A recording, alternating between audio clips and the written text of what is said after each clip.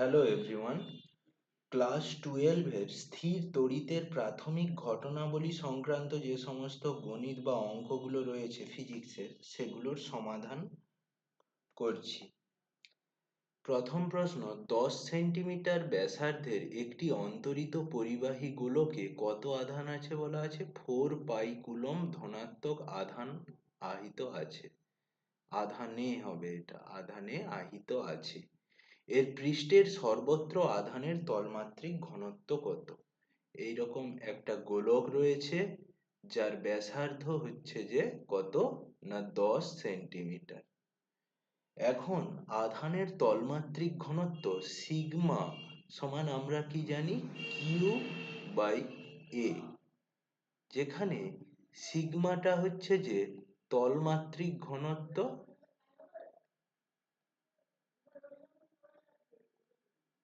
আর কিউটা হচ্ছে যে মোট চার্জ বা আধান, আর এটা হচ্ছে যে গোলকের পৃষ্ঠতলের ক্ষেত্রফল। পৃষ্ঠতলের ক্ষেত্রফল। তাহলে আমরা এখান থেকে কি বুঝতে পারছি? যে সিগমা সমান কিউ বাই এ। এখানে কিউ এর ভ্যালু কি আছে? আচ্ছা, কিউ এর ভ্যালু আছে 4 পাই কুলম্ব। আচ্ছা, আর এ এর ভ্যালু কি আছে? এ এ মানে গোলকের পৃষ্ঠতলের ক্ষেত্রফলের সূত্র 4 পাই আর স্কয়ার। তাহলে 4 পাই আরটা দেওয়া আছে 10 সেন্টিমিটার। 10 সেন্টিমিটার, যেহেতু এটা কুলম্ব, কুলম্ব এসআই একক, তাহলে 10 সেন্টিমিটার সমান 0.1 মিটার। তাহলে পৃষ্ঠতলের ক্ষেত্রফলটা হবে 0.1 এর হোল স্কয়ার। এবার এই ভ্যালুগুলো 4 pi coulomb divided by 4 pi r square, 4 pi 0.1 এর হোল স্কয়ার। তাহলে এটা দাঁড়াবে 1 by 0.001 coulomb per metre square. আচ্ছা, এটা তাহলে ফাইনালি, সরি, এখানে একটা জিরো এখানে হবে, 0.01 হবে, এখানে পয়েন্টটা হবে। তাহলে এটা কেটেই লিখছি, 1 by 0.01 coulomb per metre square. তাহলে এটা আলটিমেট আনসার দাঁড়াবে 100 কুলম্ব পার মিটার স্কয়ার। এটাই অ্যান্সার হয়ে গেল। এরপর চলে যাব পরের প্রশ্নে। একটি ফাঁপা পরিবাহী গোলকের ব্যাসার্ধ দেওয়া আছে 2 সেন্টিমিটার এবং তাকে 62.8 স্ট্যাট কুলম্ব তড়িতাধান দেওয়া হলো। ফাঁপা গোলকটির ভিতরের ও বাইরের পৃষ্ঠে আধানের তলমাত্রিক ঘনত্ব কত? পরিবাহী গোলকটি ফাঁপা না হয়ে নিরেট হলে ওই রাশিগুলির মান কত হবে? এখন ফাঁপা পরিবাহীর, এইরকম যদি একটা পরিবাহী হয়, তার আধানগুলো সবসময় বাইরে অবস্থান করে, কখনোই ভেতরে অবস্থান করবে না। ফাঁপা গোলকটির সুতরাং ফাঁপা পরিবাহীটির গোলকের ভিতরের পৃষ্ঠে আধানের তলমাত্রিক ঘনত্ব কত হবে? না 0 হবে। ভেতরে আধানের তলমাত্রিক ঘনত্ব, ভেতরে আধানের তলমাত্রিক ঘনত্ব সিগমা ইন লিখছি, ইন মানে ইনসাইড, তাহলে ভেতরের তলমাত্রিক ঘনত্ব 0। আর বাইরের তলমাত্রিক ঘনত্ব, বাইরের তলমাত্রিক ঘনত্ব সিগমা, ও ফর আউটসাইড লিখছি, সিগমা আউটসাইড। বাইরের আধানের তলমাত্রিক ঘনত্ব q by 4 pi r square. Q এর ভ্যালু দেওয়া আছে 62.8 স্ট্যাট কুলম্ব, স্ট্যাট কুলম্ব। আর এটা দেওয়া আছে 4 পাই আর এর ভ্যালু 2 সেন্টিমিটারের হোল স্কোয়ার।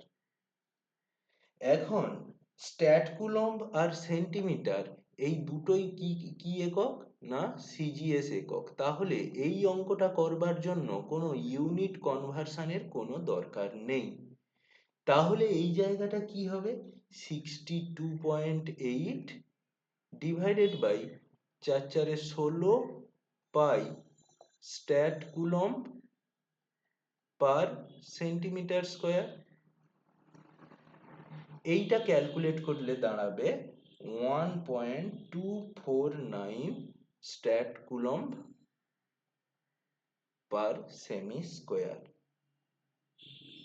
এখন পরিবাহী গোলকটা যদি ফাঁপা না হয়ে নিরেট হতো, যদি নিরেট হতো, নিরেট হলে তার ভিতরের কোনো পৃষ্ঠই থাকবে না এবং বাইরের পৃষ্ঠের ক্ষেত্রফল আর নিরেট গোলকের বাইরের পৃষ্ঠের ক্ষেত্রফল কি বলা আছে?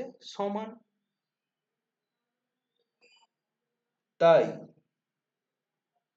বাইরের পৃষ্ঠের তলমাত্রিক ঘনত্ব এটাই হবে। যদি নিরেট হতো, নিরেটেরও বাইরের পৃষ্ঠের তলমাত্রিক ঘনত্ব এটাই হতো।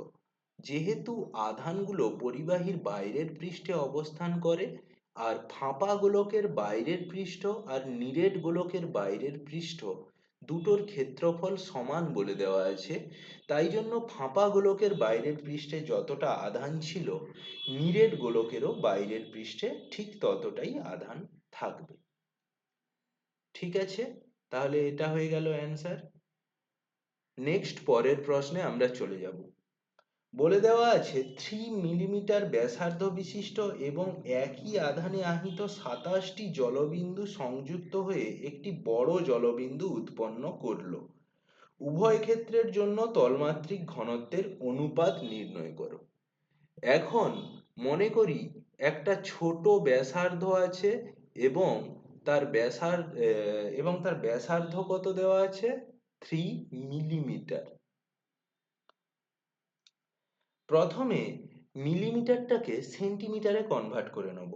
3 মিলিমিটার মানে 0.3 সেন্টিমিটার। এবং এই রকম কতগুলো বিন্দু একসাথে যুক্ত হয়েছে? কতগুলো জলবিন্দু একসাথে যুক্ত হয়েছে? 27টা। 27টা জলবিন্দু যুক্ত হয়ে একটা বড় জলবিন্দু তৈরি করেছে। তাহলে একটা ছোট জলবিন্দুর যদি আধান আমরা ধরে নিই ছোট হাতের কিউ, তাহলে 27টা ছোট ছোট জলবিন্দুর আধান কি হবে? না 27 কিউ। এখন একটা জলবিন্দুর ছোট জলবিন্দুটার ব্যাসার্ধ ছোট হাতের আর ধরছি, বড় জলবিন্দুটার ব্যাসার্ধ বড় হাতের আর ধরছি। তাহলে যেহেতু 27টা জলবিন্দু মিলিয়ে ছোট জলবিন্দু এটা হচ্ছে, তাহলে বড়টার আয়তন কত? 27। আচ্ছা, একটা ছোট জলবিন্দুর আয়তন 4/3 পাই আর কিউব। আর বড় জলবিন্দুতে যেহেতু 27টা ছোট জলবিন্দু আছে, তাহলে 27 গুণিত 4/3 পাই ছোট হাতের আর কিউব।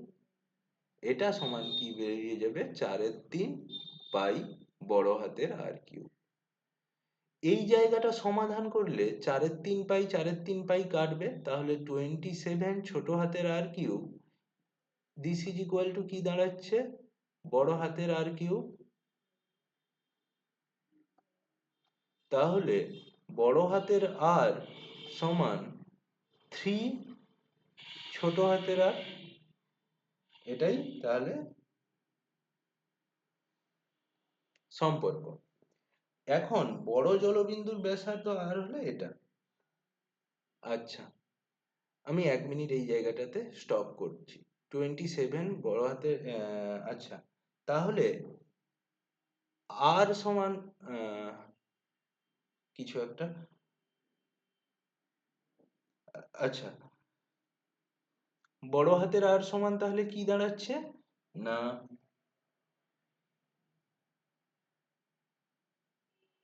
সরি, এটা 0.3 ছিল, হ্যাঁ 0.3 ছিল, এই যে 0.3 সেন্টিমিটার।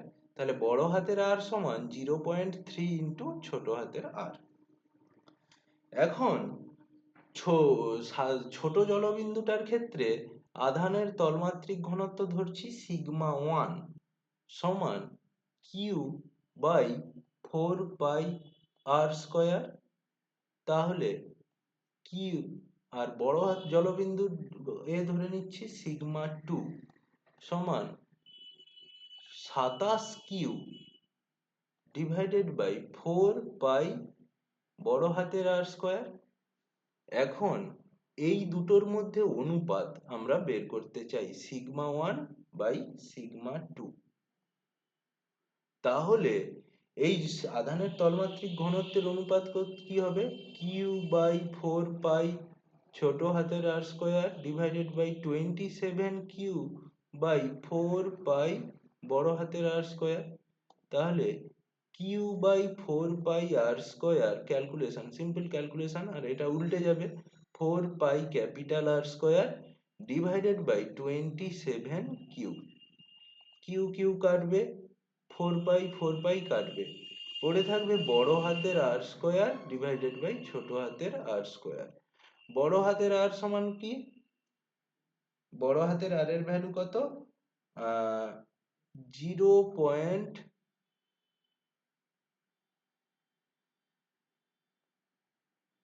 এটা গুণিত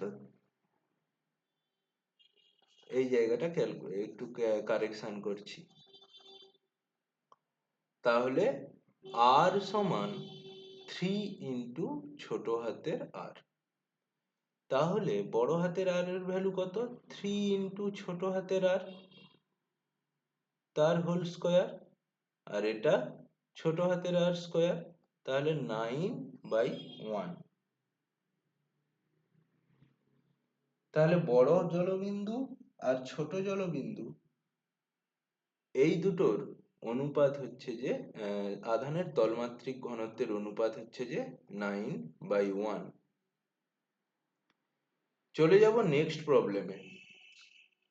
2 সেন্টিমিটার ব্যাসার্ধের একটি ফাঁপা পরিবাহীকে 20 ইএসইউ আধানে আহিত করা হলো।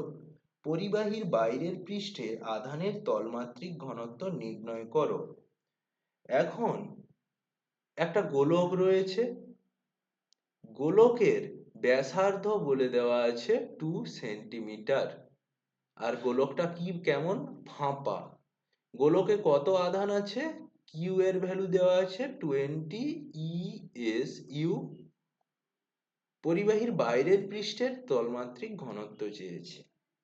এখন ইএসইউ আর সেন্টিমিটার, ইএসইউ আর সেন্টিমিটার দুটোই কি সিজিএস একক, তাহলে একক পরিবর্তন বা ইউনিট কনভার্সনের কোনো দরকার নেই।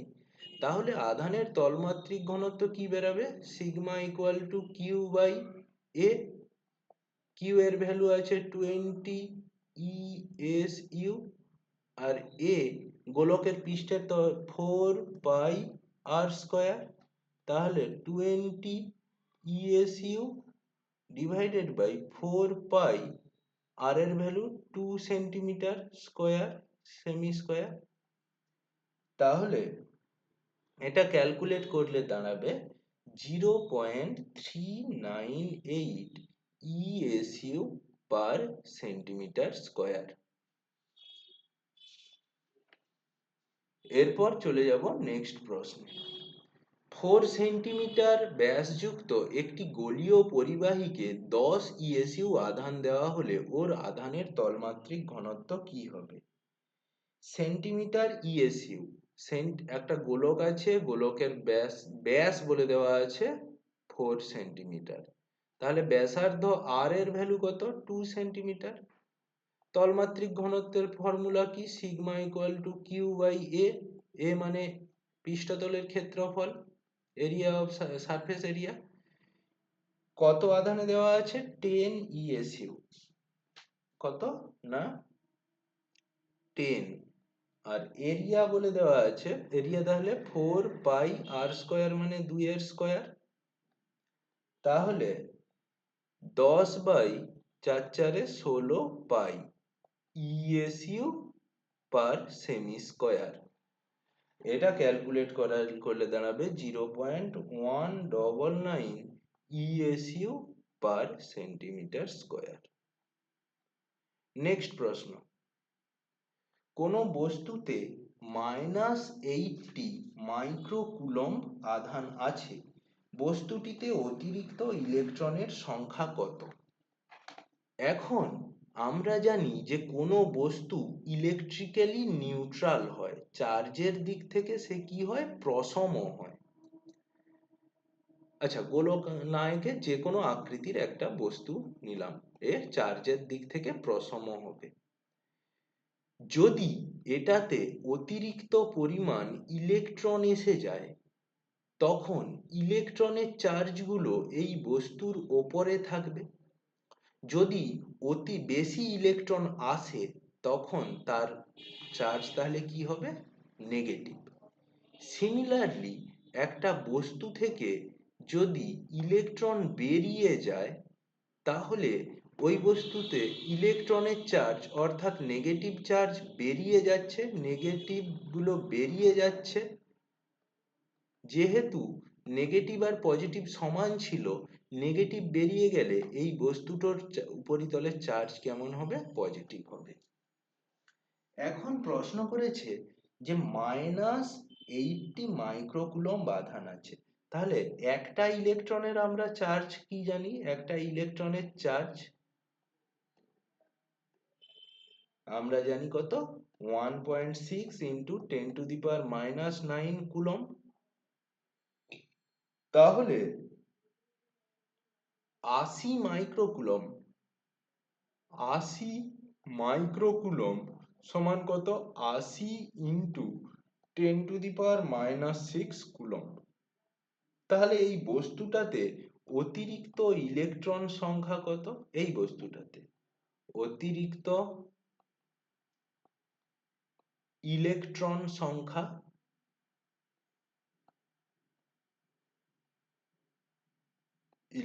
সংখ্যা কত না, টোটাল চার্জ যত আছে সেটাকে একটা ইলেকট্রনের চার্জ দিয়ে ভাগ করে দিলেই পাওয়া যাবে। 80 × 10⁻⁶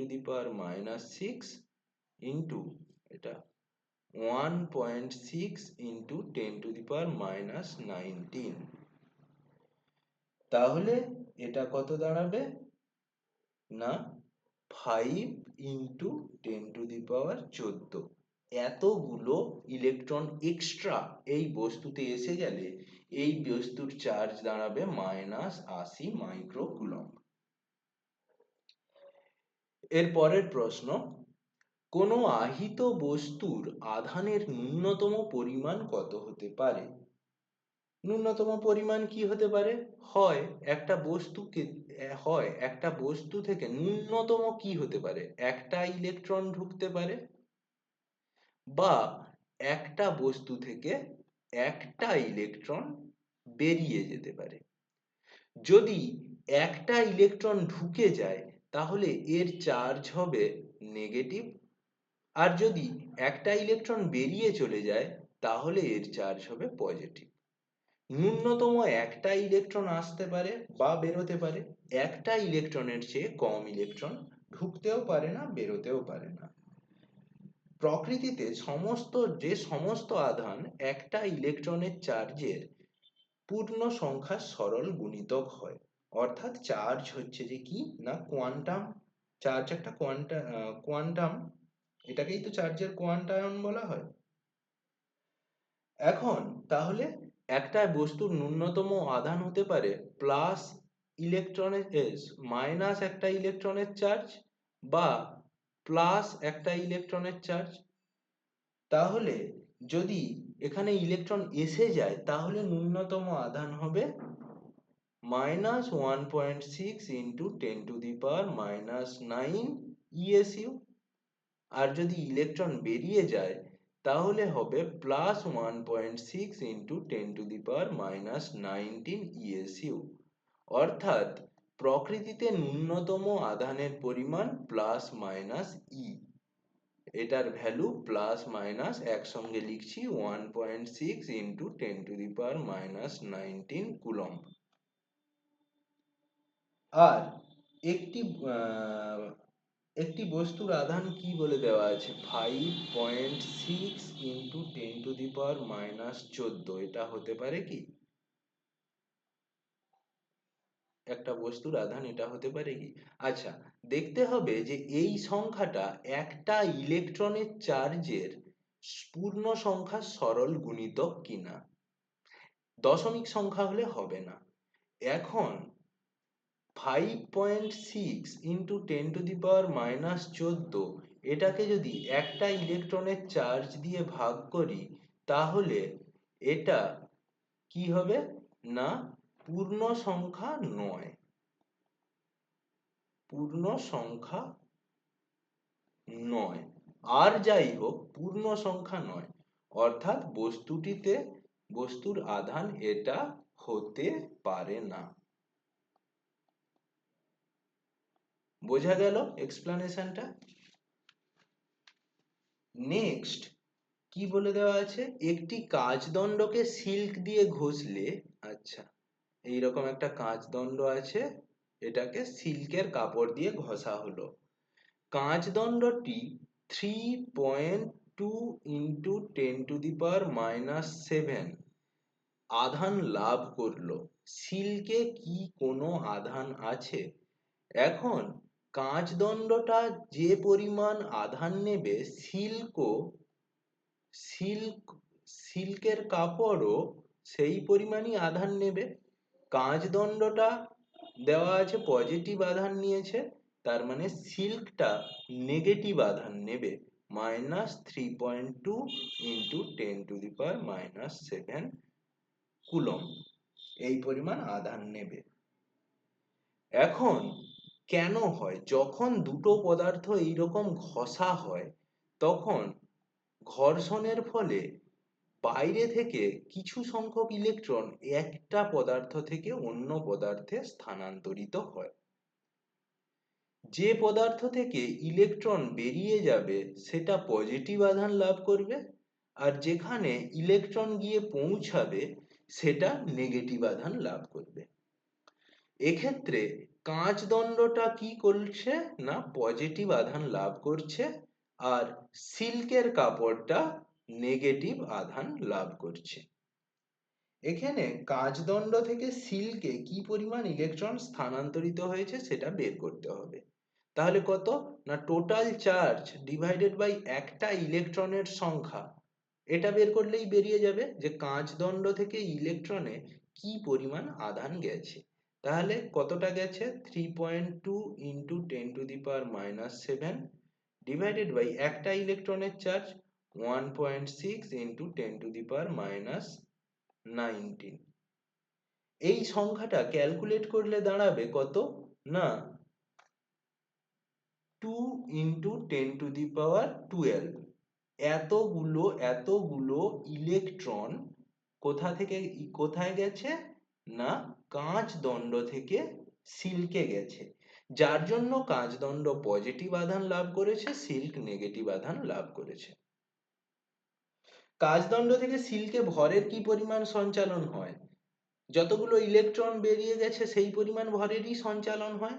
তাহলে ভরের সঞ্চালনটা কত, ভর সঞ্চালন কত হয়েছে, ভর সঞ্চালন মানে এইখান থেকে ওখানে কতগুলো গেছে, ভর সঞ্চালন কত না নাম্বার অফ ইলেকট্রন ইন্টু একটা ইলেকট্রনের ভর 2 ইন্টু 10⁻12 গুণিত একটা ইলেকট্রনের ভর। একটা ইলেকট্রনের ভর আমরা কত জানি, 9.1 ইন্টু 10⁻31 কেজি। তাহলে টোটাল এত কেজি ভরের সঞ্চালন হয়েছে।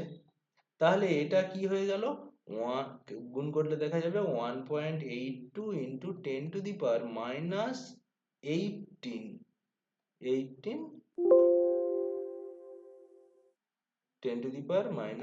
কি হলো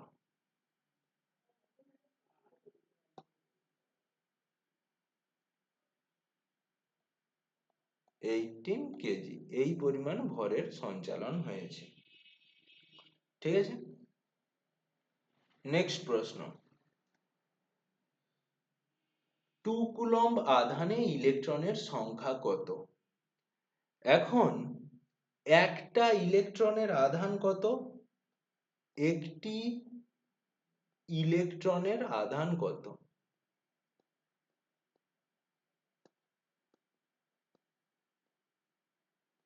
আমরা জানি একটা ইলেকট্রনের আধান কত না 1.6 ইন্টু 10⁻⁻19 কুলম্ব। উল্টে লিখছি যে 1.6 ইন্টু 10⁻⁻19 কুলম্ব আধানে ইলেকট্রনের সংখ্যা একটি। 1 কুলম্ব আধানে ইলেকট্রন সংখ্যা 1 ডিভাইডেড বাই 1.6 ইন্টু 10⁻⁻19।